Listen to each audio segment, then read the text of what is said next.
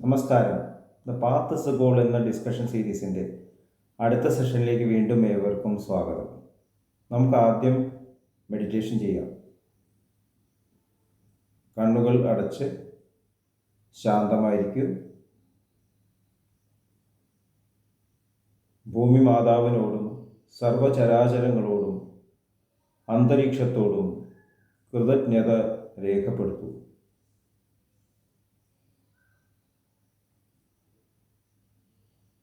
ഭൂമി മാതാവിൽ നിന്നുമുള്ള healing energy കാലുകളിലൂടെ പ്രവേശിച്ച് ശരീരം മുഴുവൻ വ്യാപിക്കുന്നതായും ശരീരത്തിലെ എല്ലാ ഭാഗങ്ങളെയും എല്ലാ കോശങ്ങളെയും റിലാക്സ് ചെയ്യാൻ സഹായിക്കുന്നതായും അനുഭവിക്കൂ.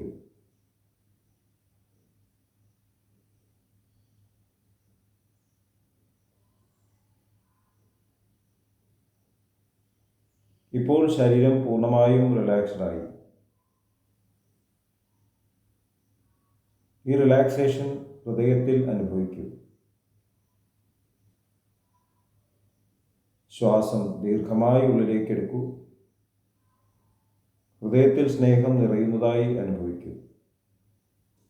ശ്വാസം പുറത്തേക്ക് വിടുമ്പോൾ സ്നേഹം പ്രപഞ്ചം മുഴുവൻ വ്യാപിക്കുന്നതായും അനുഭവിക്കൂ.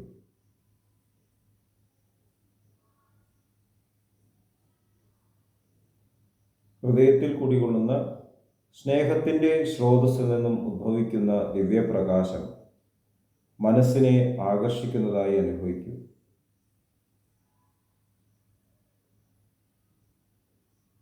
ആ ദിവ്യപ്രകാശത്തിൽ ധ്യാനം ആരംഭിക്കൂ. മനസ്സിൽ ചിന്തകൾ വരുന്നുണ്ടെങ്കിൽ മൃദുവായി അവയെ അവഗണിക്കുക.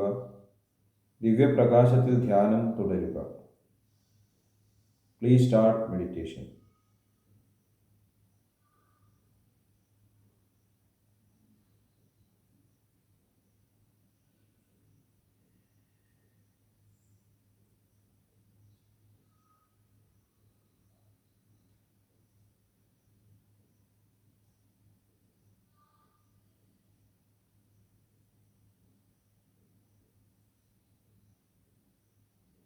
ഓക്കെ, കണ്ടീഷൻ ഹൃദയത്തിൽ നിലനിർത്തി പതുക്കെ കണ്ണുകൾ തുറക്കൂ.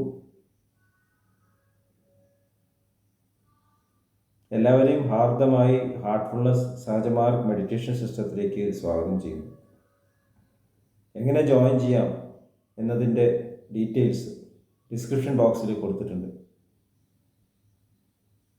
നമ്മുടെ ജീവിതം യഥാർത്ഥത്തിലൊരു യാത്രയാണ് എന്നുള്ളത് നമ്മൾ മനസ്സിലാക്കി. എങ്ങോട്ടുള്ള യാത്രയാണ്? നമ്മുടെ തന്നെ ഉള്ളിലുള്ള എല്ലാ സാധ്യതകളുടെയും സ്രോതസ്സ് അത് എക്സ്പ്രസ് ചെയ്യാനുള്ള ഒരു യാത്ര. ദാജിയുടെ ബർത്ത്ഡേ സെലിബ്രേഷൻസ് ഇപ്പോൾ കഴിഞ്ഞേ ഉള്ളൂ, സെപ്റ്റംബർ 28. അപ്പോൾ ദാജി ഭണ്ഡാര മെസ്സേജിൽ മെർജർ കഴിഞ്ഞിട്ട് എന്താണ് യഥാർത്ഥത്തിൽ മെർജർ ഒരു തുടക്കമാണ്, ലയാവസ്ഥ ഒരു തുടക്കമാണ് എന്നതാണ് പറഞ്ഞത്. അപ്പോൾ നമ്മുടെ ശരിയായിട്ടുള്ള സ്വഭാവം ആ ഡിവൈനായിട്ടുള്ള സ്വഭാവം തന്നെയാണ്. ആ ഡിവൈനായിട്ടുള്ള ആ പ്യൂരിറ്റി, പ്യൂർ സ്നേഹം അത് എക്സ്പ്രസ് ചെയ്യാനുള്ള മീഡിയമാണ് മനസ്സും ശരീരവും. ആ പ്യൂറായിട്ടുള്ള സ്നേഹം എക്സ്പ്രസ് ചെയ്യുമ്പോൾ അവിടെ അറിയാതെ തന്നെ ഹിംസ കടന്നു വരുന്നു. നമ്മുടെ രാഷ്ട്രപിതാവായിട്ടുള്ള മഹാത്മാഗാന്ധിജിയുടെ ബർത്ത്ഡേ ആണ് ഒക്ടോബർ 22. അപ്പോൾ അദ്ദേഹത്തിൻ്റെ സിദ്ധാന്തമാണ് യഥാർത്ഥത്തിൽ ഈ പാത്ത് ഇസ് ദ ഗോൾ എന്നുള്ള ഈ ഒരു ടൈറ്റിൽ കൊടുക്കാനുള്ള കാരണം. മീൻസാണ് എൻഡിനേക്കാളും പ്രധാനം എന്നാണ് മഹാത്മാഗാന്ധിജി പറഞ്ഞത്. അല്ല, എൻഡ്, ലക്ഷ്യം നമുക്ക് പറയാൻ സാധിക്കില്ല, അബ്സ്ട്രാക്റ്റാണ്. ഈശ്വരൻ എന്നുള്ള ആ ലക്ഷ്യം അബ്സ്ട്രാക്റ്റാണ്.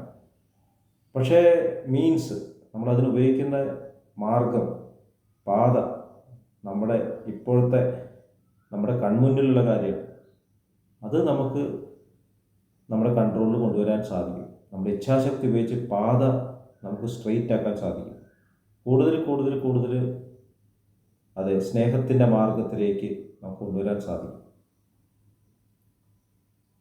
അപ്പോൾ ആ പൂർണ്ണമായിട്ടുള്ള ആ സത്യം, അവിടേക്ക് എത്തിച്ചേരാനുള്ള ഉത്കടമായിട്ടുള്ള ഒരു അഭിലാഷം, അതായിരിക്കണം ജീവിതത്തിൻ്റെ അടിസ്ഥാനം എന്നാണ് മഹാത്മാഗാന്ധിജി പറഞ്ഞത്. സത്യാഗ്രഹം എന്നാണ് അദ്ദേഹത്തിന് അതിനുള്ള പേരിട്ട്. ആദ്യം സദാഗ്രഹം എന്നാണ് ഇട്ടത്, പിന്നെ അത് സത്യാഗ്രഹം എന്നാക്കി മാറ്റി, സത്യത്തെ ആഗ്രഹിക്കുക. മഹാത്മാഗാന്ധിജി പറഞ്ഞത് ട്രൂത്ത് ഇസ് ഗോഡ് എന്നാണ്, സത്യം ഈശ്വരനാണ്. നമ്മുടെ മാസ്റ്റേഴ്സ്, സഹജമാർഗ മാസ്റ്റേഴ്സ് സ്നേഹം സത്യമാണ്, സ്നേഹമാണ് ശരിക്കും ഏറ്റവും ജീവിതത്തിൻ്റെ അടിസ്ഥാനം. സത്യവും നമ്മൾ മറികടക്കേണ്ടിയിരിക്കുന്നു, സ്നേഹത്തെ എക്സ്പ്രസ് ചെയ്യേണ്ടിയിരിക്കുന്നു. മഹാത്മാഗാന്ധിജി പറഞ്ഞ അതേ തത്വം തന്നെ. അപൂർണമായിട്ടുള്ള ആ സ്നേഹത്തിൽ അവിടെ ഹിംസയില്ല, ഈശ്വരന് ഹിംസയില്ല, എല്ലായിടത്തും വ്യാപിച്ചിരിക്കുന്നു. പക്ഷേ ആ പ്രകടനത്തിൽ, എക്സ്പ്രഷനിൽ തീർച്ചയായിട്ടും അറിയാതെ ഒരു ഹിംസ കടന്നു വരുന്നുണ്ട്. ഒരു വിത്ത്, അതിൽ നിന്നൊരു ചെടി ഉണ്ടാവുമ്പോൾ അതിൻ്റെ ബാഹ്യമായിട്ടുള്ള കവറിങ്സ് തകർന്നു പോകും. ഒരു മുട്ടയിൽ നിന്നൊരു കോഴിക്കുട്ടി ഉണ്ടാകുമ്പോൾ അവിടെയും ഒരു തകർച്ച ഉണ്ടാകും. നമ്മുടെ ശരീരം വളർന്നുകൊണ്ടിരിക്കുന്നു, എത്രയോ കോശങ്ങൾ ഇവിടെ ജനിക്കുന്നു, മരിക്കുന്നു. നമ്മൾ ഭക്ഷണം കഴിക്കുമ്പോൾ അവിടെ ഹിംസയുണ്ട്. നമ്മൾ പച്ചക്കറി ആയാലും നോൺ വെജിറ്റേറിയൻ ഫുഡായാലും നമുക്കവിടെ ഹിംസ ഇല്ലാണ്ട് ചെയ്യാൻ സാധിക്കില്ല. അത് പൊട്ടിക്കണം, മുറിക്കണം, കറി വെക്കണം, ചവയ്ക്കണം, കഴിക്കണം, ദഹിക്കണം, എല്ലായിടത്തും അവിടെ ഹിംസയുണ്ട്. നമുക്ക് കൺട്രോൾ ചെയ്യാൻ പറ്റാത്ത കാര്യം.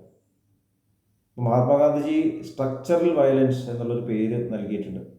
അപ്പോൾ അതിനെ എങ്ങനെയാണ് ഞാൻ മനസ്സിലാക്കിയിട്ടുള്ളത്? സ്ട്രക്ചറൽ വയലൻസ്, സൊസൈറ്റിയിൽ അന്തർലീനമായിട്ടുള്ള ഒരു വയലൻസ് ഉണ്ട്. മനുഷ്യരാശിയുടെ ഇടയിൽ ഈ വയലൻസ് കുറച്ചുകൂടിയും പ്രോമിനൻ്റ് ആണ്.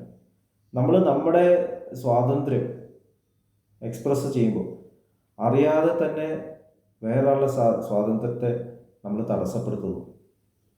നമുക്കതൊന്നും ഒഴിവാക്കാൻ പറ്റില്ല. ഒരാൾ ജയിക്കുമ്പോൾ വേറെ കുറേ ആൾക്കാർ തോൽക്കുന്നു. അതുപോലെ തന്നെ ചില ആൾക്കാർ വളർന്ന് വരാൻ സാധ്യത വരുമ്പോൾ എത്രയോ ആൾക്കാർക്ക് വളരാനുള്ള സാധ്യത ഇല്ലാണ്ടേ മാറുന്നു. കൃഷിക്കാർ പണിയെടുക്കുന്നു പാടത്ത്, അതുപോലെ തന്നെ ജോലിക്കാർ, ഫിസിക്കൽ ലേബറേഴ്സ് പണിയെടുക്കുന്നു. ഇപ്പോൾ റോഡൊക്കെ കൺസ്ട്രക്ഷൻ നടക്കുന്നുണ്ട്. എത്ര ആൾക്കാർ അവിടെ പ്രവർത്തിക്കുന്നുണ്ട്, എത്ര ആൾക്കാർ ആ പ്രവൃത്തിയിലും ചിലപ്പോൾ ജീവൻ തന്നെ നഷ്ടപ്പെട്ടിട്ടുണ്ട്. അതിലൂടെ സഞ്ചരിക്കുന്ന ആൾക്കാരുടെ സൗകര്യത്തിന് വേണ്ടിയിട്ട് ഇതെല്ലാം ചെയ്യണം. നമ്മൾ പുസ്തകം ഉണ്ടാക്കുമ്പോൾ മരം വെട്ടിയിട്ട് വേണം പുസ്തകം ഉണ്ടാക്കാനായിട്ട്. വീടുണ്ടാക്കുമ്പോൾ അവിടെ ഹിംസയുണ്ട്, മണ്ണ്, കല്ല്, സിമെൻറ്റ്. അപ്പോൾ ഈ ജീവിതത്തിൽ പൂർണ്ണമായിട്ടുള്ള സ്നേഹം എന്ന് പറഞ്ഞാൽ പൂർണ്ണമായിട്ടുള്ള ഹിംസ ഇല്ലാത്തൊരവസ്ഥ അസാധ്യമാണ് എന്നുള്ളതാണ് മഹാത്മാഗാന്ധിജി മനസ്സിലാക്കിയത്. യൂക്ലീഡിയൻ ലൈൻ എന്നുള്ള സിദ്ധാന്തമായിട്ട് അദ്ദേഹത്തിനെ കമ്പയർ ചെയ്തിട്ടുണ്ട്. ഒരു സ്ട്രെയിറ്റ് ലൈൻ വരയ്ക്കാൻ സാധിക്കില്ല. ഒന്നാമത് ലൈൻ എന്നുള്ള കോൺസെപ്റ്റിൻ്റെ തെറ്റാണ്. ഒരു ലൈൻ തന്നെ നമുക്ക് എത്രയോ ലൈനുകളാണ്, എത്ര ബിന്ദുക്കളാണ്. പിന്നെ ഭൂമി ഉള്ളതായതുകൊണ്ട് ഭൂമി ഒരു ലൈൻ എപ്പോഴും വളഞ്ഞേനിരിക്കും. അപ്പം അതുകൊണ്ട് ഈ തരത്തിലുള്ള സിദ്ധാന്തങ്ങൾ തെറ്റാണെന്നല്ല, നമ്മുടെ ജീവിതത്തിൽ ഒരു റെഫറൻസ് പോയിന്റ് വേണം. അതുപോലെ പൂർണ്ണമായിട്ടുള്ള സ്നേഹം, പൂർണ്ണമായിട്ടുള്ള സത്യം, ഈശ്വരൻ എന്നുള്ള പ്രിൻസിപ്പിൾ, അത് നമ്മുടെ ലക്ഷ്യമാണ്.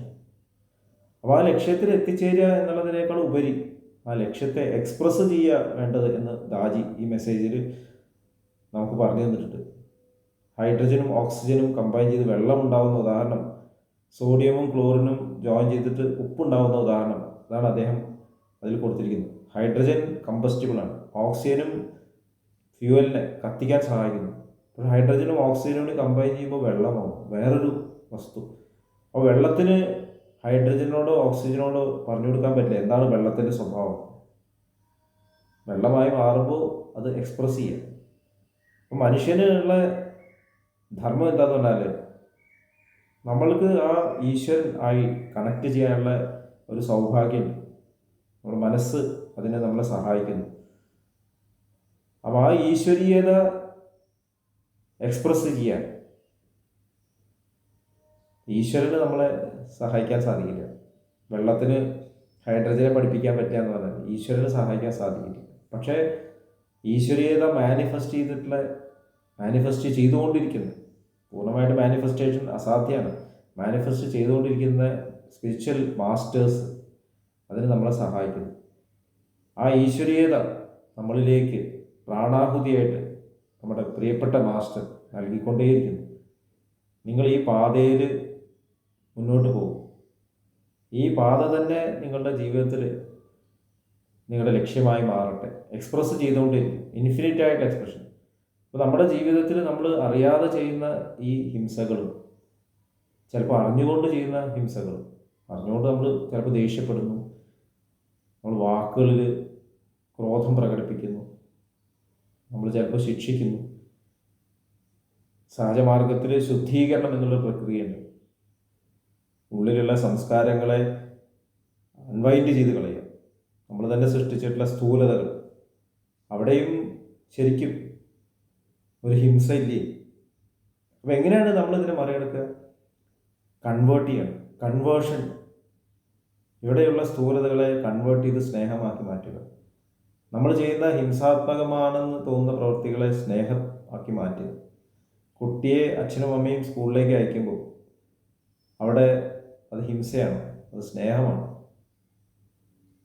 അപ്പോൾ നമ്മൾ ചെയ്യുന്ന പ്രവൃത്തികളിൽ സ്നേഹം നിറയ്ക്കുക എന്നുള്ളതാണ് അതിൻ്റെ ഒരേ ഒരു മാർഗം. ഭക്ഷണം കഴിക്കുമ്പോൾ സ്നേഹത്തോട് കൂട്ടിയിട്ട് ഗ്രാറ്റിറ്റ്യൂഡോട് കഴിക്കുമ്പോൾ അവിടെ ഒരു ട്രാൻസെൻഡിങ് സംഭവിക്കുന്നു, കൺവേർഷൻ. ആ കഴിക്കുന്ന ഭക്ഷണം തന്നെ സ്പിരിച്വലായി മാറുന്നു എന്നാണ് സഹജമാർഗത്തിൻ്റെ ഗുരുനാഥൻ ബാബുജി മഹാരാജ് പറഞ്ഞത്. അപ്പോൾ നമ്മുടെ ഓരോ പ്രവൃത്തികളിലും സ്നേഹം നിറയ്ക്കുക, ഹൃദയം നിറയ്ക്കുക, ഇത് മാത്രമേ വഴിയുള്ളൂ. അപ്പോൾ നമ്മുടെ ജീവിത യാത്ര എന്ന് പറയുന്നത് സ്നേഹത്തെ എക്സ്പ്രസ് ചെയ്യുക എന്നുള്ള ഈ യാത്ര, ഓരോ പ്രവൃത്തിയും സ്നേഹം കൊണ്ട് നിറയ്ക്കുക. അപ്പം അത് പ്രാണാഹുതി ലഭിച്ച് ദിവ്യനായിട്ടുള്ള മാസ്റ്ററിലേക്ക് കണക്ട് ചെയ്തിട്ട് ജീവിക്കുമ്പോഴാണ് സാധിക്കുന്നത്. നമ്മൾ സ്വയം ശ്രമിക്കുമ്പോൾ നമ്മുടെ ഈഗോ അവിടെ ഇടപെടുന്നു. അത് നമുക്കൊരിക്കലും ഒരു ജോലി പൂർണ്ണ സ്നേഹത്തോടെ ചെയ്യാൻ സാധിക്കില്ല. പക്ഷേ ആ പ്രാണസ്യ പ്രാണനിൽ കണക്ട് ചെയ്തുകൊണ്ട് നമ്മൾ പ്രവർത്തിക്കുമ്പോൾ നമ്മുടെ പ്രവൃത്തികളിൽ ഈ സ്നേഹം നിറയുന്നു. വെളിച്ചം അന്ധകാരത്തെ ഇല്ലായ്മ ചെയ്യുന്ന പോലെ നമ്മുടെ പ്രവൃത്തികൾ ഹിംസാത്മകമായി തോന്നുന്ന ഈ പ്രവൃത്തികളെ അഹിംസാത്മകമാക്കി മാറ്റുന്നു. കാരണം നമ്മൾ ഉപയോഗിക്കുന്ന വസ്തുക്കൾ, നമ്മൾ ഇൻട്രാക്ട് ചെയ്യുന്ന വസ്തുക്കൾ, അവരും അത് പ്രോഗ്രസ് ചെയ്യും. നമ്മൾ കഴിക്കുന്ന ഭക്ഷണം, നമ്മൾ പഠിപ്പിക്കുന്ന വ്യക്തികൾ, നമ്മൾ ഇൻട്രാക്ട് ചെയ്യുന്ന ആൾക്കാർ, അവരെല്ലാവരും ഈ പാതയിലേക്ക് വരുന്നു. അവരും ട്രാൻസെൻഡ് ചെയ്യുന്നു. അവർ ലെവൽസ് ഓഫ് കോൺഷ്യസ്നസ് ട്രാൻസെൻഡ് ചെയ്യുന്നു.